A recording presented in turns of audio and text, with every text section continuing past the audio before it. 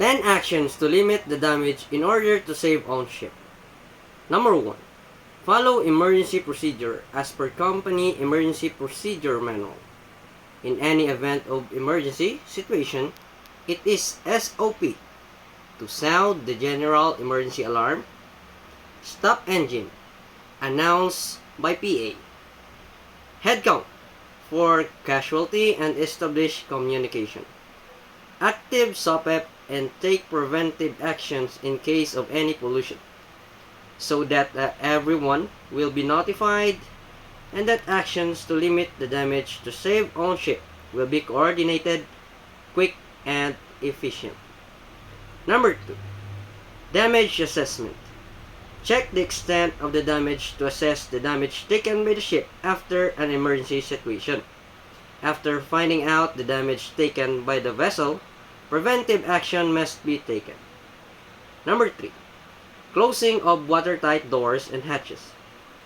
If it is absolutely required to open a watertight door or hatch in the damaged state in order to proceed with additional actions, it should be carefully considered whether this hatch doors is critical to preventing further flooding. The hatch must be closed soon after use. Number 4. Closing of watertight openings. The closing mechanisms for ventilation apertures must be secured and all weathertight openings must be quickly sealed. Number 5. Closing of valves. As long as the connected pipes are not being utilized for pumping operation, all valves in the piping system must be immediately closed. Number 6. Check the extent of damage. The degree of damage and the damaged compartment should be visually examined, if at all possible. Sounding of flooded compartments. Number 7. Sounding measure must be used to determine the amount of water ingress once it has been established which compartment are damaged. Number 8. Draught readings. The heel angle and trim should be calculated based on the draught readings taken at the forward, mid, and the aft draft marks. Number 9. Calculation of water ingress. A calculation of water entrance and flooding rate must be made by regularly comparing the soundings of the damaged compartments with the draft readings. Number 10. Use of pumps. Bilge and ballast pumps are available for pumping out water for the damaged compartment.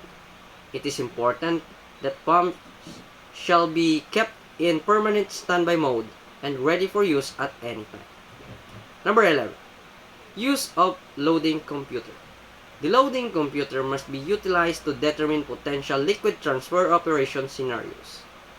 Number 12. Liquid transfer operation.